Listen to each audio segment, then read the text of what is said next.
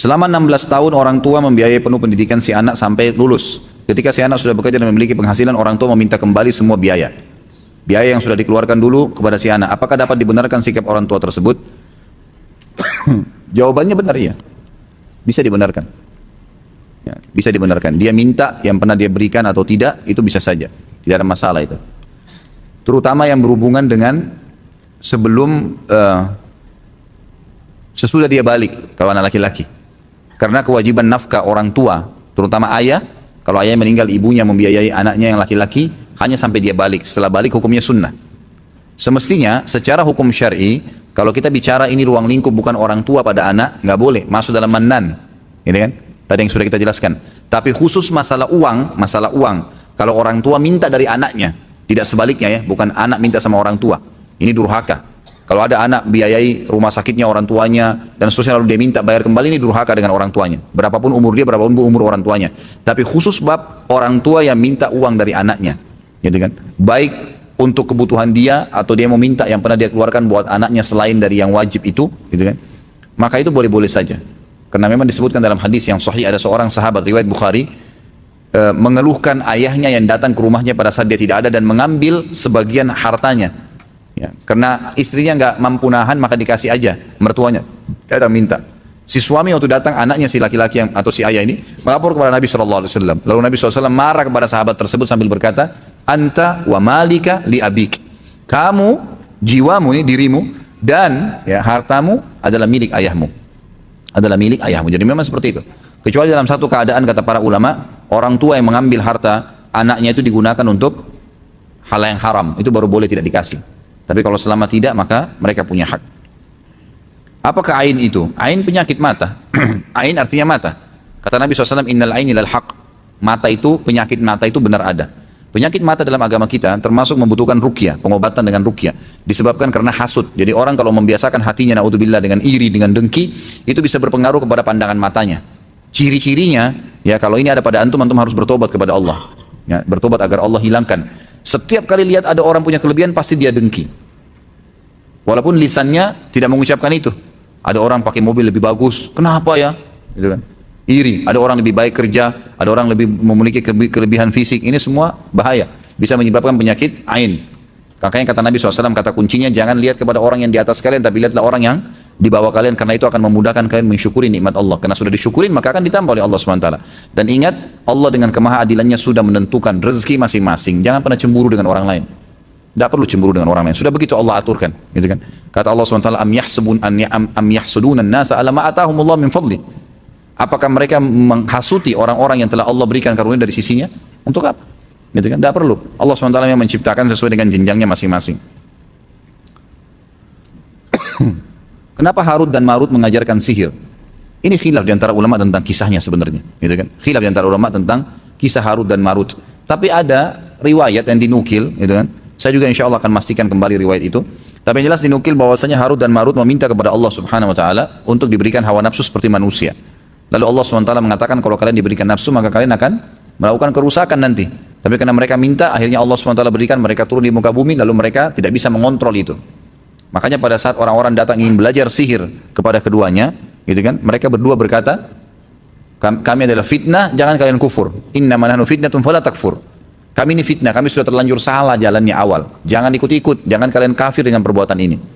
Itu yang saya ketahui, Allahu a'lam. Jadi karena mereka tidak bisa mengontrol itu ya, tidak bisa mengontrol hawa nafsu mereka, mereka melakukan perbuatan-perbuatan yang salah. Apakah kemoterapi atau pengobatan dengan laser termasuk pengobatan besi panas? Allahu a'lam, saya tidak bisa pastikan itu ya. Tapi adalah besi panas yang ditempelkan. Dan di zaman Nabi SAW biasanya pedang. Memang dipanasin kemudian disentuhkan di telapak kaki atau di anggota tubuh yang memang terasa sakit yang sudah lama. Gitu kan, itu disentuhkan diangkat, disentuhkan diangkat. Itu salah satu pengobatan.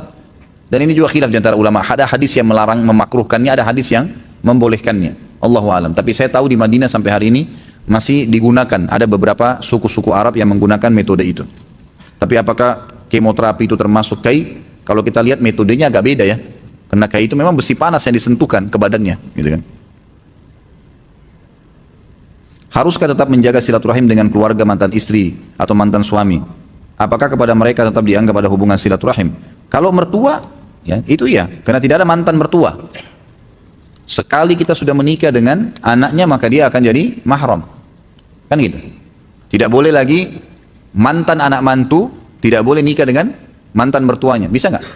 Nggak boleh. Si A cerai dengan istrinya si B. Selesai. Habis masa iddah, bukan mahram lagi. Apakah dengan dia cerai sama istrinya tadi, dia boleh nikah dengan ibu mertuanya? Nggak boleh, karena ini sudah mahram. Sebagian ulama yang lebih kuat mengatakan mereka mahram abadi. Jadi tetap silaturahim. Biasa saja. Telepon, tanya kabar, tunjukkan kebaikan-kebaikan, gitu kan. Maaf, pertanyaan menyangkut haji. Baiklah, kita terima karena ada maafnya. Tapi jangan lagi nanti minggu depan pakai maaf semua. Bolehkah kita menabung untuk dana tabungan haji dengan keuntungan yaitu kita sudah didaftarkan antrian haji? Ya, tergantung ya. Saya tidak tahu seperti apa proses tabungannya. Apakah Anda tabung sendiri, tabung di perbankan? Perbankan pun kalau jelas perbankan konvensional ribawi, nggak boleh. Ya, kalau ada yang bertanya lagi masalah hukum bank ribawi, jelas haram, nggak boleh. Nggak mungkin saya mengatakan iya halal buka aja rekening, nggak mungkin. Saya nanggung konsekuensi hari kiamat di neraka. Ngapain? Anda yang menikmatin kemudian saya yang disiksa, gitu kan? Kalau dia buka di bank syariah, itu umum-umum saja, tabung, gitu kan? Tidak ada masalah. Bagaimana caranya bisa naik haji bersama ustadz ataupun dengan ustadz sunnah yang lain? Daftar, ikut, kan itu. Silakan.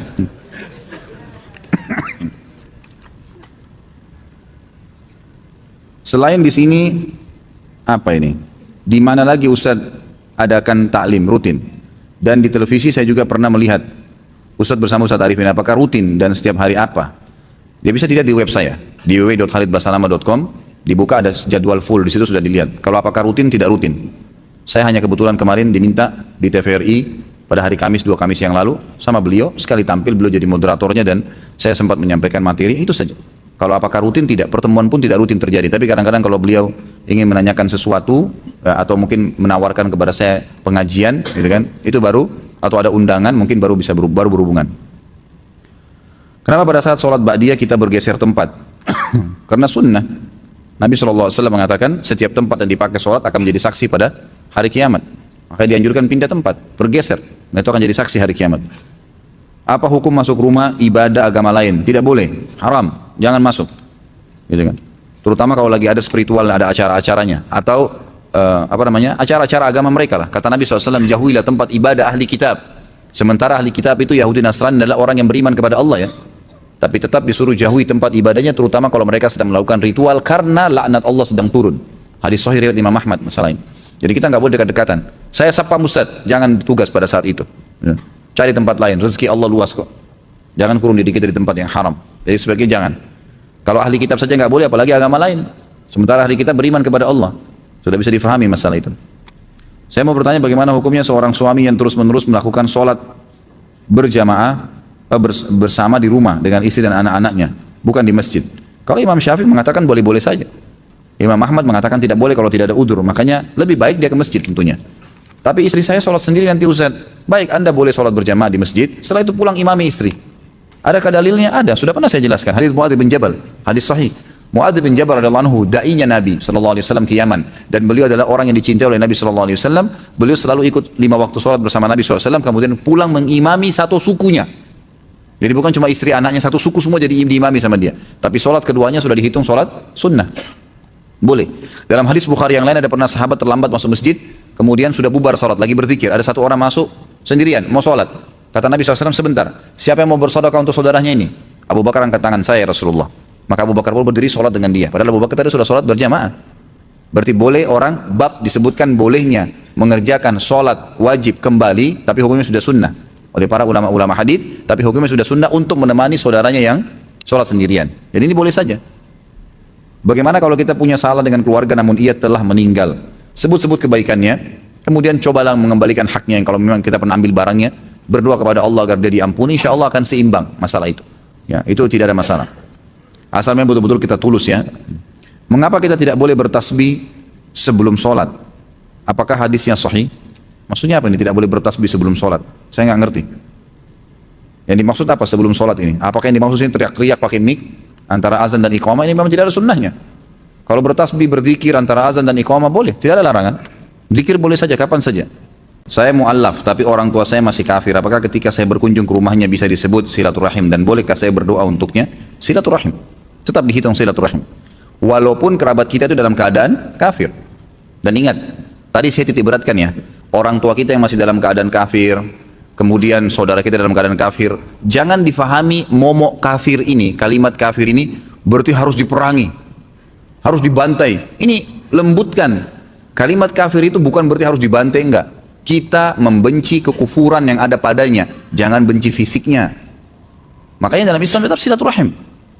Allah SWT menyuruh kita melanjutkan hubungan silaturahim walaupun mereka dalam keadaan kafir, orang tua kita. Tetap disuruh berlemah lembut, tetap disuruh memenuhi kebutuhan mereka, tapi satu hal saja, tidak mentaati mereka pada hal-hal yang berbau kemaksiatan kepada Allah. Orang tua kita kafir atau tidak, yang sedang kita silaturahim dengan mereka, tetap kita tidak boleh patuhi kalau berbau kemaksiatan. Udahlah nak, murtad aja atau kembali ke agama ini. Sudahlah nak, seorang ibu yang bilang kata pada anaknya, bukalah jilbab kamu, dan seterusnya. Ya. Melanggar hukum Allah. Kata Nabi SAW, la ta'ata li makhlukin fi ma'siyati khaliq. Bolehkah seorang muslim membantu orang non-muslim, orang kafir dengan dana kebutuhannya, bayar utangnya, membiayai anaknya yang sekolah? Boleh. Memperbaiki rumahnya, menggalikan sumur, membantu kalau gempa? Boleh. Kata Nabi SAW, khairun nas anfa'um linnas. Orang muslim yang paling baik, yang paling bermanfaat bagi manusia yang lain. Satu hal yang tidak boleh, jangan mendukung ibadah mereka. Itu saja, karena di mata agama yang salah adalah ibadah dan keyakinannya. Kan gitu. Orang-orang Nasrani dilarang oleh Allah, dikafirkan karena mereka mengatakan Trinitas. Allah memang mengatakan lam yalid walam yulad. Titik, itu konsepnya. Allah punya kemahaesaan di situ. Maka kita sedang membenci keyakinan tersebut. Keyakinan itulah yang kita perbaikin, tapi yang lainnya tetap kita jaga. Jadi insya Allah silaturahim. Dan kalau anda berdoa silahkan, anda boleh mendoakan selama mereka hidup ya. Selama dia hidup boleh didoakan, ya Allah berikan hidayah, ya Allah berikan hidayah. Dan jangan malu atau jangan ikuti waswas syaitan untuk menawarkan Islam. Tapi kalau orang sudah meninggal dalam keadaan kufur, kata ulama, berarti ini sudah zahir kekufurannya, sudah kelihatan kekufurannya, dan itu tidak boleh lagi didoakan kalau sudah meninggal. Memang sudah begitu hukum Allah SWT. Makanya dalam hadis disebutkan bahwasanya Nabi SAW pernah bersabda, aku meminta izin kepada Tuhanku untuk mengunjungi kuburan ibuku Aminah di sebuah wilayah namanya Rabwah antara Mekah dan Madinah, dan aku diizinkan, kata Nabi SAW, dan aku ingin beristighfar untuk ibuku, aku minta izin kepada Tuhanku untuk beristighfar ya, untuk ibuku, tapi aku tidak diizinkan karena Aminah meninggal dalam keadaan kufur. Hadis ini menjelaskan bolehnya seorang anak melanjutkan hubungan silaturahim dengan orang tuanya hidup atau mati dan daging kuburannya, tapi di sini tidak boleh didoakan karena Nabi SAW sendiri dilarang oleh Allah Subhanahu wa Ta'ala.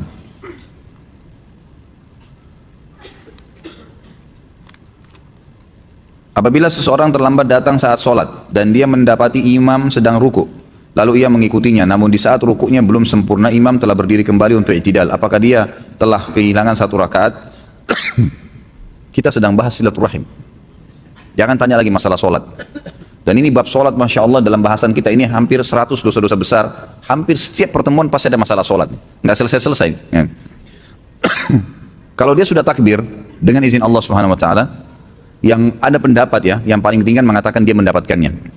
Kalau dia sudah sempat takbir, imamnya masih ruku, dan dia berusaha, gerakannya bertepatan pas dia mau ruku, imamnya berdiri, maka insya Allah dia dapat. Selama imamnya belum sempurna dalam gerakan setelah ruku, maksudnya i'tidal. Kalau imam sudah sami Allahu liman hamidah berdiri, nggak ada. Tapi kalau baru dia mau berdiri, baru dia mau angkat kepalanya, si makmum datang takbir, kemudian dia ruku, insya Allah dia dapat dengan izin Allah. Di alam barzah nanti yang disiksa adalah ruh atau jasad? Ruh saja. Ruh. Hadisnya sahih riwayat Bukhari. Dan sudah pernah saya jelaskan, kita memiliki 4 fase kehidupan. Alam azali, sebelum jasad kita yang diciptakan, alam-alam ruh saja, gitu kan? Kemudian ada alam dunia yang sekarang kita laluin, dan ini digabung antara ruh sama jasad. Kemudian ada alam barzah yang ruh saja, tidak ada jasad di situ. Kemudian ada alam akhirat yang di sana akan bergabung ruh sama jasad, tapi jasad kita jasad baru diciptakan oleh Allah SWT. Ini sudah jelas semua dalilnya kok. Sudah sering saya sampaikan tentang masalah itu. Ya. Hadis sahih riwayat Bukhari, kata Nabi SAW, kalian, ya, seluruh tubuh kalian akan dimakan oleh tanah kecuali tulang ekor kalian yang darinya Allah akan bangkitkan kalian. Berarti di sini pembangkitan melalui kuburan atau dari kuburan nggak ada jasadnya. Tulang semua akan dimakan oleh tanah tubuh kita kecuali tulang ekor. Artinya yang tidak akan dimakan tanah dengan izin Allah tulang ekor. Memang ada orang tulangnya lain, ada sendi, ada tangannya, ada lengannya yang tidak dimakan, ada tengkorak kepalanya, iya. Tapi tidak semua orang begitu. Umumnya bisa dimakan oleh tanah. Tapi tulang ekornya dijamin oleh Nabi SAW tidak akan dimakan oleh tanah. Nanti darinya lah kalian akan dibangkitkan. Dalam hadis Bukhari dikatakan Allah akan turunkan hujan. Pada saat ditiupkan sangkakala yang kedua, kemudian air hujan tersebut menyentuh tulang-tulang ekor kalian, maka kalian tumbuh seperti tumbuhnya bakal. Bakal itu sayur-sayuran, gitu kan?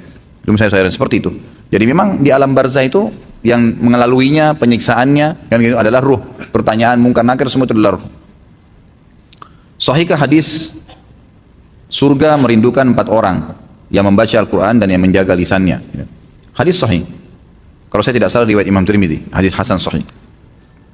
Ada yang berpendapat bahwa kunjungan atau bertemu dengan teman juga dikatakan dengan silaturahim, dengan dalil bahwasanya muslim dengan muslim yang lain adalah saudara. Bagaimana pendapat ini Ustaz? Inilah yang dari tadi saya jelaskan, gitu kan? Harus bisa dibedain. Menjalin antara sama muslim adalah ukhuwah namanya dalam agama kita. Rahim hanya bagi yang punya hubungan darah, gitu kan? Secara langsung ya. Karena kalau kita mau bahas hubungan darah secara umum, semua sama karena dari Adam. Ya gitu. Tapi Nabi SAW memberikan gambaran rahim itu adalah orang yang punya hubungan langsung. Sebuah hadis Bukhari pernah ada seorang sahabat, ini bukti bahwasanya Nabi bedain ya. Ada seorang sahabat mengeluarkan dirham dari kantongnya, lalu dia berkata, "Ya Rasulullah, dirham ini saya tadi mau keluarkan dan saya temukan ada 2 orang. Yang satu fakir, kerabat saya, punya hubungan kerabat, rahim. Yang satu orang muslim umumnya, tidak ada hubungan kerabat sama saya. Mana lebih baik yang saya kasih?" Kata Nabi SAW, "Kalau kau berikan kepada kerabatmu yang punya hubungan kerabat sama kamu tadi, kau akan mendapatkan 2 pahala. Pahala silaturahim dan pahala sedekah." Berarti kan Nabi SAW pisahin. Bukan rahim secara global, karena kalau kita katakan dari Adam akan kembali semua, tapi di sini Nabi bedain kan, dari pertanyaan sahabat, yang ini punya hubungan kerabat sama kamu, yang ini bukan, gitu kan? Seperti itu gambarannya. Saya tinggal dengan orang tua angkat, namun kondisi keluarga kami kurang baik, di mana ketika marah, ibu angkat saya mengungkit semua kebaikan yang sudah diberikan kepada saya. Sedangkan sampai saat ini saya belum pernah berbakti dengan orang tua kandung saya.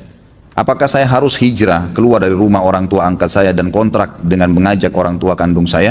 Orang tua kandung saya tinggal ibu saya saja. Mohon bantuannya Ustaz. Kalau saran saya iya. Saran saya iya. Anda kalau sudah tahu mana orang tua Anda yang sebenarnya, maka itu yang wajib. Masalah orang tua angkat itu, kita perlu balas kebaikan orang, gitu kan? Tapi bukan berarti harus tinggal di rumahnya. Dari sisi lain, pernah kita bahas ya, ada dosa besar yang kita pernah bahas, saya tidak ingat nomornya, ada namanya mannan. Mannan itu termasuk dosa besar orang yang suka menyebut-nyebut kebaikannya. Ya. Itu nggak boleh. Ya. Itu dosa besar ke-36. Kalau yang pegang bukunya di halaman 103, saya ingatkan kembali. Allah Subhanahu wa taala berfirman tentang tidak bolehnya menyebut-nyebut kebaikan. Jadi itu dosa ya, dosa besar. Saya sudah pernah bantu kamu, saya sudah 10 tahun berikan kamu beasiswa, saya sudah biayai kau dari kecil, nggak boleh. Sampai sebagian ulama mengatakan karena tegasnya larangan di sini, sampai-sampai orang tua pun tidak boleh bilang sama anaknya, nggak perlu. Padahal itu anak sendiri ya. Apalagi kalau dibalik, anak bilang ke orang tuanya atau saudara bilang sama saudaranya, itu nggak boleh sama sekali. Kata Allah Subhanahu wa taala, Allah menjelaskan dalam Al-Baqarah 264 penyebab dibatalkannya pahala bagi orang yang pernah bersedekah karena menyebut-nyebutnya. Kata Allah, "A'udzubillahi minasyaitonirrajim, ya ayyuhalladzina amanu la tubtilu shadaqatikum bil manni wal adza." Al-ayah. Hai orang-orang yang beriman, jangan sampai kalian menghilangkan pahala sedekah kalian dengan menyebut-nyebutnya dan menyakiti perasaan si penerima. Suami bilang sama istrinya, "Sudah berapa tahun saya biayai kamu? Bukankah saya sudah bantu orang tuamu? Bukankah begini dan bukankah begitu?" Perlu satu hal digarisbawahi teman-teman sekalian ya.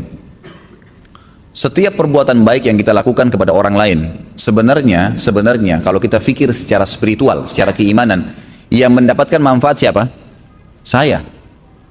Bukan dia, karena dia hanya mendapatkan secara fisik duniawi. Saya berikan dia 5.000, dia hanya bisa beli air mineral dan segalanya. Tapi saya dapat apa? Pahala yang besar, mungkin 5.000 pahala. Tidak tahu, mungkin 5 juta, gitu kan? Makanya Abdullah bin Umar radhiyallahu anhu, beliau kalau tidak datang orang yang datang minta-minta ke rumahnya, beliau keluar mencari. Karena bagi beliau sebenarnya, beliau yang membutuhkan pahala itu. Bayangkan kalau tidak ada fakir miskin, tidak ada minta-minta. Kita dapat pahala sedekah dari mana? Gitu kan? Kalau tidak ada cobaan, kita dapat pahala sabar dari mana? Nggak ada. Itu warna kehidupan. Ya. Harus difahamin. Jadi jangan pernah merasa orang lain butuh sama saya. Keliru teman-teman sekalian. Kita yang butuh kepada orang, itu yang betul. Keliru, gitu kan? Ada teman-teman dai nggak mau datang ceramah, kesannya jual mahal.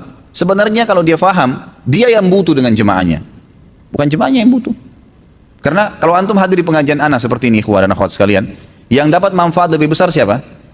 Saya sebenarnya. Antum secara individual dapat pahala ilmu, kan gitu, bisa diamalkan. Tapi saya mendapatkan pahala antum semua pada saat antum amalkan. Jadi sebenarnya yang lebih banyak mendapatkan manfaat adalah saya. Keliru kalau saya nggak datang, kebodohan. Saya biar terlambat, saya paksain datang, harus bisa dengan izin Allah, gitu kan? Mungkin dengan keniatan seperti itu Allah masih membuat antum semua bisa bertahan dalam majelis. Itu sesuatu yang harus difahamin. Jangan selalu merasa diri kita yang dibutuhkan. Enggak. Adanya anak-anak, sebenarnya kita yang butuh dengan anak-anak itu, bukan anak-anak yang butuh dengan kita. Allah gantungkan kebutuhan mereka pada kita, artinya kita akan bersedekah secara mau atau tidak mau. Memberikan susunya, memberikan makan. Pahalanya besar pada hari kiamat. Coba kalau nggak ada anaknya, bagaimana? Kan gitu, contoh-contoh saja. Ada istri, ada suami, dan banyak dalam dini kehidupan kita semuanya. Jadi jangan pernah sebut-sebut kebaikan. Sudah melakukan, lupain udah. Sudah ada malaikat yang catat. Kita ini enak sekali sebenarnya. Bayangkan kalau setiap amal kita disuruh catat sendiri sama Allah. Bisa nggak? Udah ada bodyguardnya. Catat. Nggak pernah tidur Raqib dan Atid. Bahkan mulianya Allah SWT menyebutkan, atau Nabi SAW menyebutkan dalam sebuah hadis, kalau seorang hamba melakukan perbuatan dosa, maka Raqib akan berkata kepada Atid, jangan kau catat dulu, mungkin dia bertobat sebelum malam. Masih saling diingat ini, jangan dulu catat, mungkin dia taubat. Kalau sampai menginap, nggak taubat dari dosanya, baru dicatat dalam buku amalnya. Seperti itu. Jadi kita sudah sangat dimanjakan sama Allah SWT. Ada pencatatnya, ya. Tinggal berbuat saja. Mau berapa jumlahnya, malaikat sudah ahli, nggak pakai kalkulator nyatet. Kata Nabi SAW di dalam hadis yang sahih, ini saya tahu mungkin orang tua angkat antum tidak hadir ya, tapi mungkin bisa disampaikan ke beliau. Mungkin satu waktu Allah buka hidayah, dia bisa mendengarkan ceramah kita ini melalui YouTube, mungkin dia bisa tersentuh hatinya, kita nggak tahu, kita doakan. Tapi semua yang hadir di sini bisa ambil pelajaran, tidak boleh sebut-sebut kebaikan. Perhatikan ancaman yang sangat tegas bagi orang yang nyebut-nyebut kebaikannya. Salasatun la yukallimuhumullahu wa la yanzuru ilaihim yaumal qiyamati wa la yuzakkihim wa lahum adzabun alim. Al-musbilu izarah wal mannanu wal munfiqu sil'atahu bil halfil kadhib. Ada 3 golongan yang mana Allah tidak akan berbicara kepada mereka pada hari kiamat. Ini sudah pernah saya kasih contoh ya. Kalau kita diundang oleh seseorang, misal presiden undang kita, semua orang yang diundang diajak ngomong kecuali kita sendiri. Nggak dilihat, nggak diajak ngomong. Gimana perasaannya? Semua orang ditanya kabarnya, dari mana asalnya. Ini lewat depan kita nggak ditanya, nggak diajak ngomong sama sekali. Padahal semuanya diundang. Pasti ada perasaan yang tidak nyaman. Ini cuma contoh rasional saja. Allah tidak akan ngomong sama mereka pada hari kiamat. Tidak akan melihat mereka. Dan Allah tidak akan mensucikan mereka di timbangan amal. Karena hari kiamat mungkin dosa seseorang 200, pahalanya 198. Butuh 2 atau 3 pengampunan dosa supaya bisa masuk surga. Ada orang yang Allah maafin, udah deh dihapusin 5 dosanya, udah masuk surga, selamat. Tapi ini 3 golongan ini Allah nggak bantu. Butuh setengah pahala pun Allah nggak bantu, masuk neraka dulu. Nggak dilihat, nggak ada yang ngomong, dan tidak akan disucikan di timbangan hari kiamat. Dan mereka akan mendapatkan azab yang pedih, 4 ancaman. Yang pertama, orang yang memanjangkan pakaiannya melebihi mata kaki, isbal, yang sudah pernah saya jelaskan. Dan hadis ini pernah saya jadikan hujjah atau alasan. Ada orang yang bilang, oh isbal itu kan hanya dilarang kalau sholat. Hadis ini menjelaskan bukan masalah sholat. Di luar sholat pun sama. Oh Ustaz, saya kalau pakai celana jingkrang, mata kaki saya kelihatan jelek kelihatan. Itu persepsi. Ada orang di mall pakai sampai lututnya lebih tinggi, nggak dimasalahkan. Ada orang lebih tinggi lagi setengah paha, nggak dipermasalahkan. Kenapa yang naik di atas mata kakinya dipermasalahkan? Karena seorang muslim dalam mengimani tauhid uluhiyah, mengesahkan Allah dari sisi ibadah, adalah meyakini semua yang baik dan bagus dan indah itu di mata dia, apa yang bagus dan baik serta indah di mata Allah. Yang buruk di mata dia adalah semua yang buruk di mata Allah. Sudah. Mau seluruh dunia tidak suka, terserah. Yang penting bagi saya, Tuhan saya mengatakan seperti ini. Kan gitu. Itu namanya mengesahkan Allah dari sisi uluhiyahnya. Penyembahan Allah secara murni. Kemudian yang ketiga, yang pertama, orang yang memanjangkan pakaian melebihi mata kaki bagi laki-laki, dari atas ke bawah, bukan dari bawah ke atas. Kaos kaki nggak ada masalah. Yang kedua, orang yang suka menyebut-nyebut kebaikannya yang pernah diberikan kepada orang lain. Bayangkan ini, pernah berbuat baik loh, disebutin malah jadi masalah. Dan yang ketiga adalah penjual yang melariskan barang dagangannya dengan sumpah dusta. Hadis yang lain, kata Nabi SAW, salasatun la yakbalullah minhum sarfan wala adla aqun, wa mannanun, wa mukadzibu bil qadar. Ada 3 golongan manusia yang mana Allah tidak akan menerima amal wajib maupun amal sunnah darinya, yaitu orang yang durhaka kepada kedua orang tuanya, yang kedua orang yang gemar menyebut-nyebut kebaikannya, dan orang yang mendustakan qadar, mendustakan takdir maksudnya, gitu kan. Jadi ada bahasan qada dan qadar, iman, rukun iman kita yang ke-6. Kalau qada itu keputusannya Allah, kalau qadar kapasitasnya, gitu kan. Jadi Allah SWT menciptakan semuanya, semua ini dengan qadanya Allah, keputusannya Allah, dan Allah berikan setiap qada ada kadarnya, ada kapasitas, gitu kan. Allah ciptakan lapar, ada kapasitasnya itu supaya laparnya bisa hilang, makan nasi sepiring, udah, itu kadar namanya.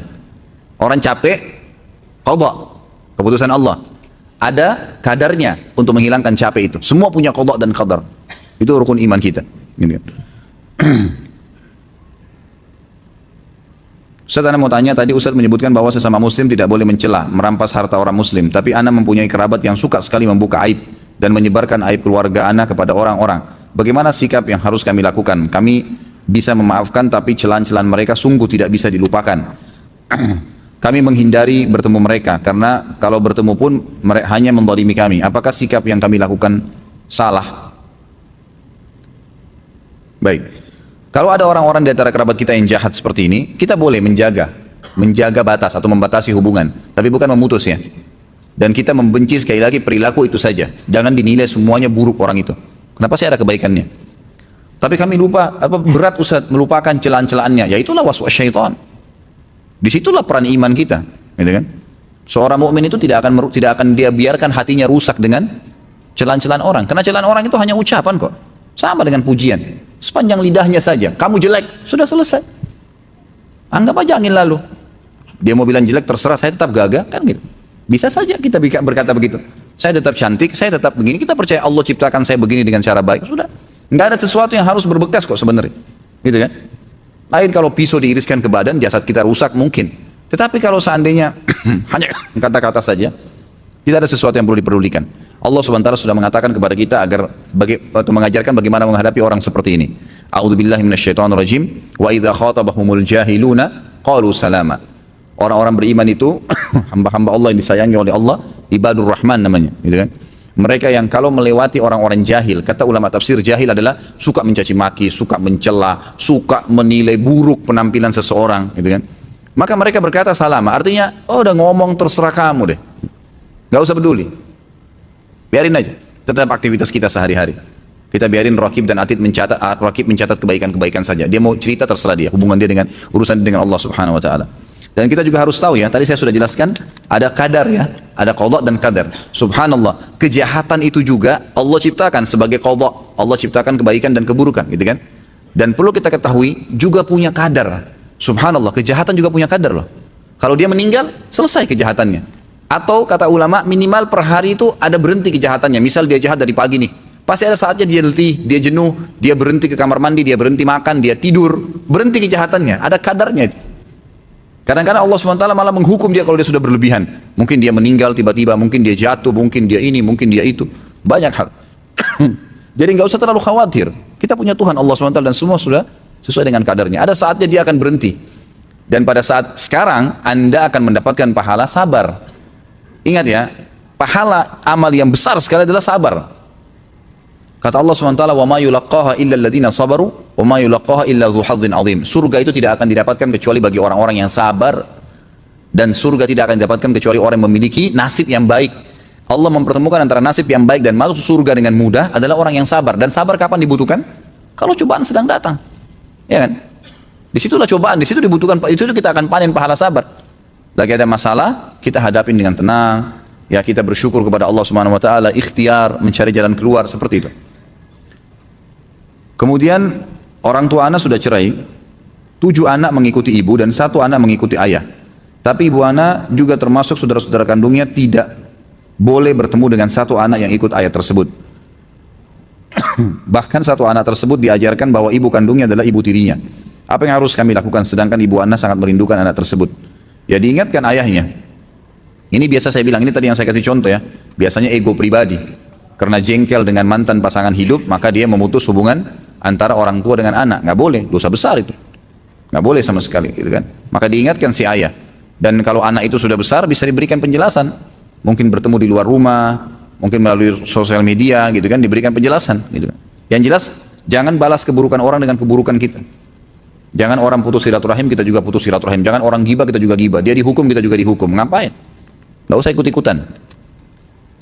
Apakah ada hukum puasa Rajab 10 hari? Sama sekali nggak ada. Semua hadis tentang puasa Rajab lemah, bahkan maudhu. Nggak ada puasa khusus. Rajab adalah bulan dari 4 bulan yang dimuliakan. Rajab, Dzulqa'dah, Dzulhijjah, dan bulan Muharram. Allah sebutkan dalam surah At-Taubah ayat 36.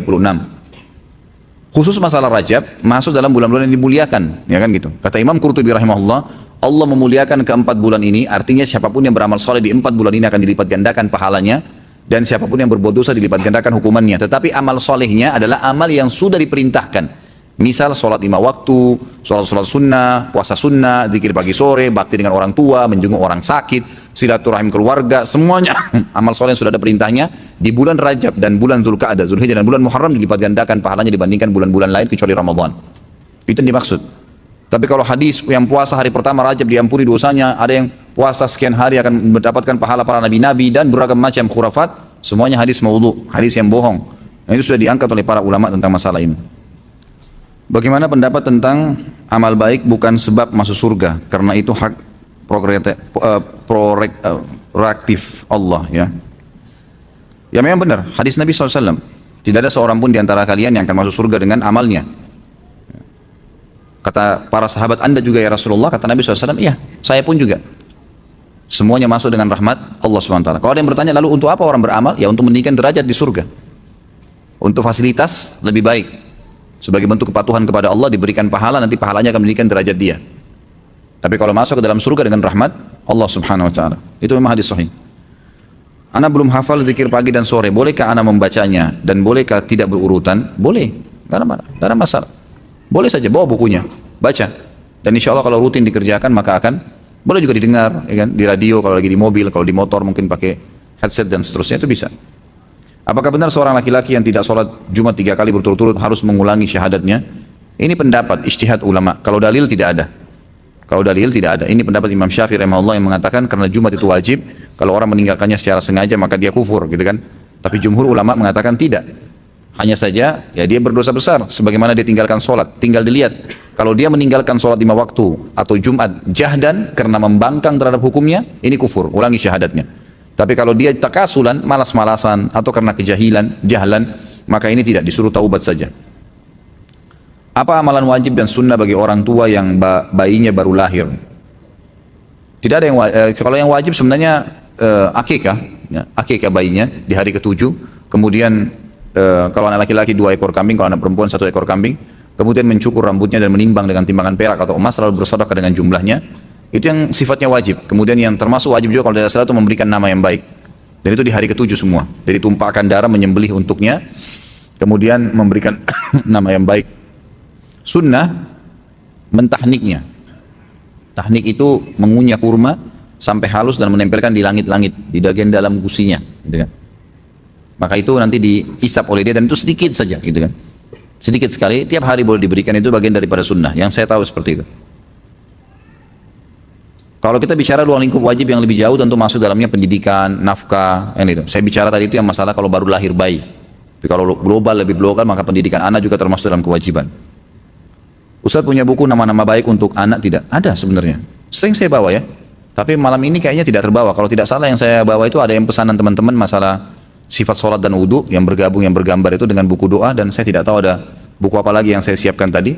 Tapi ada, buku itu ada buku khusus nama-nama baik gitu kan, nama-nama anak soleh, kalau apa pilihan nama-nama untuk anak soleh, terbitan Pustaka Ibnu Umar. Kalau mau dicari sendiri silakan, kalau enggak mungkin Rabu depan insya Allah saya diingatkan, mudah-mudahan saya bisa bawakan.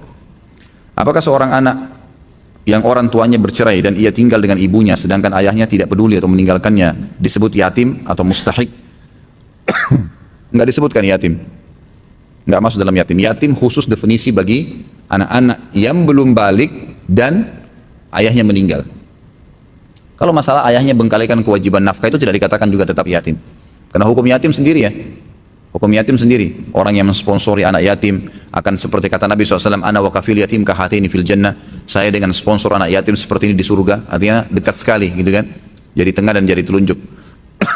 Sebaik-baik rumah yang dalamnya ada anak yatim, siapa yang mengelus kepala rambut anak yatim maka setiap hari rambutnya diberikan pahala. Itu berlaku hanya bagi orang anak kecil yang belum balik, ya, kemudian ayahnya meninggal.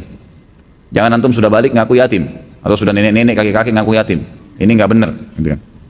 Jadi setahu saya dia bukan yatim, tapi apakah dia mustahik? Maksudnya mustahik itu berhak untuk dibantu? Jawabannya iya, mustahik.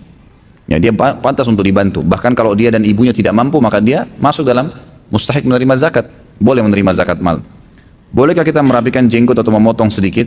Ini sering ditanya ini. Kenapa harus dipotong? Beratkah? 1 lembar 10 kilo? Enggak, biarin aja, nggak apa-apa. Semisal awalnya kita di dalam masjid, terus kita ke toilet, lalu wudhu, lalu masuk masjid lagi. Apakah kita perlu sholat tahiyat masjid? Asalnya, sholat tahiyat masjid itu hukumnya sunnah, gitu kan? Sunnah. Kalau antum sudah kerjakan awal pada saat masuk, kayak ini majelis ilmu, kemudian berhalangan, butuh kamar kecil, kemudian anda keluar, wudhu lagi. Masuk masjid tidak perlu tahiyat masjid, cukup 1 kali. Pertama hukumnya dia sunnah dan cukup dengan 1 kali. Bahkan tahiyat masjid gugur hukumnya, kalau antum datang masjid sudah ada sholat yang lain, seperti sudah diqomahkan sholat wajib. Maka sudah tidak lagi tahiyat masjid, karena intinya sebelum duduk di masjid dianjurkan menghormati dengan sholat. Sunnahkah atau wajib? Sama. Ketika kita sedang sholat di depan kita ada anak kecil yang sedang bercanda, bolehkah kita menegurnya? Menegur seperti apa nih anak kecil? Lagi sholat. Saya nggak habis pikir bagaimana caranya kira-kira ditegur. Kalau yang saya tahu dibiarkan, karena Nabi SAW membiarkan Hasan dan Husain bermain di punggung beliau, gitu kan? Sampai mohon maaf, sampai para sahabat waktu Hasan dan Husain sedang bermain di punggung Nabi SAW, dan lama sekali sujudnya, sampai para sahabat mengatakan kami mengira terjadi sesuatu pada Nabi SAW, maksudnya beliau meninggal. Ternyata setelah salam baru kami sadar, dan kami lihat ternyata di punggungnya ada Hasan dan Husain. Malah beliau biarkan SAW, jadi nggak usah ditegur. Kalau sedang sholat ya, kalau baru mau sholat itu boleh diingatkan. Malah lebih baik kalau diamankan, kecuali kalau tidak ada tempat lain ya. Saat ini saya sedang menunggu kelahiran putra pertama saya. Semoga insya Allah Allah mudahin ya. Insya Allah rencananya putra saya akan beri nama Khalid, seperti nama antum Ustaz. Yang ingin saya tanyakan, arti lengkap dari nama Khalid apa Ustaz? Kemudian menurut huruf kha atau ha gitu. Syukran atas penjelasannya. Mohon doanya semoga putra saya kelak mempunyai pemahaman ilmu agama yang luas seperti antum, dan kelak dengan ilmunya dapat bermanfaat kepada orang lain. Amin insya Allah. Mudah-mudahan lebih dari saya tidak ada apa-apanya. Orang lagi nuntut ilmu, saya sedang belajar. Saya datang cuma bacain kitab saja di sini. Kalau Khalid dari khalada yakhludu, yang artinya sebenarnya kekal, ya, yang artinya kekal. Dan ada sahabat yang menggunakan nama ini, Khalid bin Walid yang masyhur, gitu kan? Ya masyhur. Itu yang saya ketahui. Apakah dia menggunakan ha atau kha? Menggunakan kha. Makanya tulisannya KH, itu betul dalam bahasa Indonesia. Jadi Khalid, seperti Al-Quran mengatakan khalidina fiha tentang Al-Quran. Dari makna itu yang diambil, gitu kan? Dari makna itu. Insya Allah Allah mudahin. Insya Allah istri ana mau melahirkan. Masya Allah banyak mau melahirkan. Melahirkan bulan Mei, insya Allah dimudahin. Mohon doanya Ustaz agar Allah memudahkan proses kelahiran. Pertanyaan saya adalah, jika seorang wanita yang sedang hamil dan belum membayar puasa Ramadan tahun lalu, bagaimana sebaiknya cara membayar puasa tersebut? Apa udurnya? Dia tahun lalu tidak puasa. Kalau udurnya dia juga karena hamil atau menyusui, ini bisa dibayar dengan fidyah. Bisa dibayar dengan fidyah. Fidyah adalah mengeluarkan makanan sama dengan ukuran zakat fitrah dan makanan pokok. Zakat fitrah kita di Indonesia apa? Beras. Dan ukurannya 2,5 kilo. Kan gitu. Atau 4 liter kalau lebih, gitu kan? Makanya yang dikeluarkan. Fidyah juga sama. Mengeluarkan nilai yang sama dengan zakat fitrah. Tinggal dikali jumlah hari yang kita tidak sempat puasa. Jadi kalau 15 hari berarti perharinya 2,5 kilo kali 15. Bolehkah dikeluarkan sekaligus? Boleh. Bolehkah ke satu orang? Boleh. Bolehkah dibagi banyak orang? Boleh. Gak ada masalah. Supaya jangan ada yang bertanya lagi gitu. Lalu bagaimana kalau dia kemarin tidak ada udurnya Ustaz? Hanya kebetulan memang menunda-nunda saja dan sekarang lagi hamil. Maka dia puasa, berusaha. Persepsi yang selalu ditanamkan di benak kita adalah sugesti positif. Saya bisa, saya mampu. Berdoa sama Allah, ya Allah bantulah saya. Jangan saya hamil, saya lemah, nanti haus, dan seterusnya. Saya pernah praktekin ke istri saya motivasi dia, alhamdulillah puasa 1 bulan penuh. Tidak ada masalah sama sekali. Bahkan pada saat itu hamilnya lagi hamil besar lagi, gitu kan. Pada saat sahur diberikan konsumsi yang cukup, buka puasa juga yang cukup, nggak ada masalah. Sugestinya selalu positif saja. Tapi jangan dipaksain, gitu kan. Kalau nggak bisa ya sudah. Solusi yang lain adalah, solusi yang lain Bagaimana caranya? Jangan digabung. Kalau dia tidak mampu, maka dia melahirkan. Kalau masa melahirkannya memang sekarang dia tidak mampu, memang sering haus, butuh obat-obatan, vitamin dan segalanya, dia tidak berdosa insya Allah. Karena memang dia masih punya kesempatan. Sama hukumnya dengan orang yang meninggalkan sholat wajib di awal waktu. Kemudian dia mau sholat di akhir waktu. Gitu kan? Ternyata di akhir waktu dia lupa. Ini hukum fikih ya. Kalau seandainya ada orang azan duhur dia nggak sholat. Imam Ahmad mengatakan dia berdosa kalau tidak sholat di awal waktu, dia punya tidak ada udurnya. Tapi Imam Syafi'i mengatakan tidak, gitu kan? Artinya dia kehilangan banyak sekali pahala. Baik, dia tunda, nanti deh 2:30 saya sholat. Asarnya jam 3. Subhanallah, pas 2:30 dia keluar kantor lupa sholat duhur. Dia ingat nanti 4:30. Bagaimana kira-kira? Dosakah dia? Tidak berdosa di sini. Dia lupa, dan memang bukan dia sengaja kan? Dia tetap boleh kerjakan sholat duhurnya di waktu dia ingat. Karena kata Nabi SAW, siapa yang lupa sholat, dia boleh kerjakan kapan dia ingat. Sama hukumnya dengan tadi yang ditanyakan kepada saya. Jadi kalau Ramadan, dia sebenarnya masih punya kesempatan puasa sampai bulan Syaban, ya kan? Ternyata di bulan Rajab ini ketahuan hamil, atau Rabiul Awal ketahuan hamil. Dan ternyata prediksi dokter akan lewat Ramadan, sementara dia tidak bisa puasa. Berdosakah dia? Tidak. Insya Allah setelah dia melahirkan nanti, dia bayar puasanya itu. Dan lebih baik kalau dia, yang tadi yang dia utang puasa tahun lalu bukan karena udzur syar'i, bukan karena hamil atau menyusui, dia wajib bayar dengan puasa ya. Tapi yang sedang dia hamil sekarang, Ramadan nanti ternyata dia nggak bisa puasa, itu boleh dibayar dengan fidyah. Paham ya? Jadi yang tidak ada udzur syar'inya, maka itu wajib dibayar dengan puasa juga. Jika wanita yang sedang nifas atau pasca melahirkan, bagaimana dengan puasa Ramadannya? Sama tadi saya sudah jelaskan. Jadi kalau orang insya Allah hamil atau sedang menyusui dan dia merasa tidak mampu, bisa dibayar dengan fidyah. Keluarkan aja fidyah. Ustaz, tolong bagaimana cara membaca ayat ini dan jelaskan surah Qaf ayat 34. Udkhuluha bisalam. Apa masalahnya? Dibaca udkhuluha bisalam, gitu kan? Ini tentang orang-orang yang masuk ke dalam surga nanti. Allah Subhanahu wa taala memerintahkan mereka atau menyambut mereka, menyuruh para malaikat mengatakan kepada ahli surga, udkhuluha bisalam, masuklah kalian ke dalam surga dengan sambutan yang meriah. Ini hampir sama dengan sabda Nabi SAW, afshus salam wa at'imut ta'am wa silul arham wa sallu bilali wan nasu niyam tadkhulul jannata bisalam. Kata Nabi SAW, sebarkan salam di antara kalian, afshus salam wa at'imut ta'am, berikanlah makan kepada orang-orang, wasilur arham, lanjutkanlah hubungan silaturahim, wasallu bin laili wan nasu niyam, dan salatlah pada malam hari sewaktu orang-orang sedang tidur, tadkhulul jannata bis salam, sama dengan ini. Kalian akan masuk ke dalam surga dengan sambutan yang meriah. Itu yang dimaksud. Bolehkah ketika istri akan melahirkan? Masya Allah, ini melahirkan. Rupanya sekarang diubah polanya ya. Karena saya bilang jangan bertanya lagi masalah menikah cari jodoh, sekarang diganti ya. Bolehkah ketika istri akan melahirkan berobat ke rumah sakit non-muslim? Hal ini karena adanya pertimbangan biaya, jarak yang dekat, dan rumah sakit tersebut sudah rekanan asuransi kantor, jadi sudah tercover dan tidak mengeluarkan biaya. Kalau masalah dia dekat, dokternya non-muslim, tidak ada masalah. Pengobatan tidak ada masalah. Ya. Para sahabat ada yang kadang-kadang berobat dengan orang-orang non-muslim. Itu biasa terjadi. Para tabi'in, mereka ada yang berobat dengan orang muslim. Bahkan Sufyan ats-Tsauri dan beberapa ulama tabi'in pernah diobatin oleh dokter-dokter non-muslim, gitu kan? Itu tidak ada masalah. Kalau Anda mau, itu yang saya jawab ya, sesuai dengan pertanyaan. Tapi kalau apakah karena dia rekanan asuransi atau apa, saya sudah pernah jelaskan masalah asuransi. Allahu a'lam. Apa yang dilakukan dengan ari-ari tali pusar bayi ketika lahir? Apakah harus dikubur, bungkus, buang di sampah? Tidak ada masalah. Jangan bawa khurafat-khurafat yang tidak perlu ya. Jadi nggak ada masalah. Dibungkus taruh di sampah. Mau dikubur juga silahkan, tidak masalah. Gitu kan? Ada khurafat di Indonesia. Maksudnya khurafat ini kebohongan ya.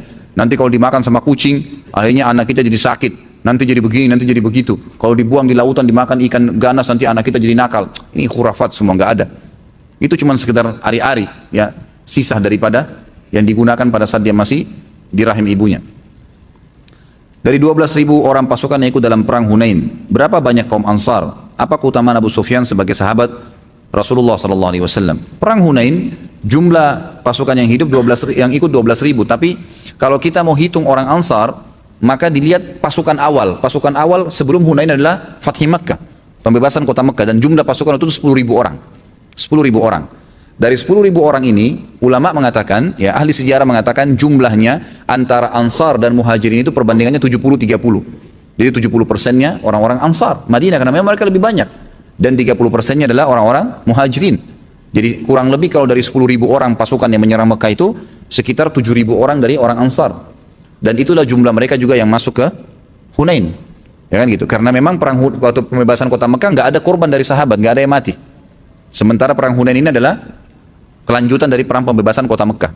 Jadi kalau ditanya kurang lebih Allah alam yang saya tahu sekitar 70 ribuan. 7.000 ya, 7.000 orang.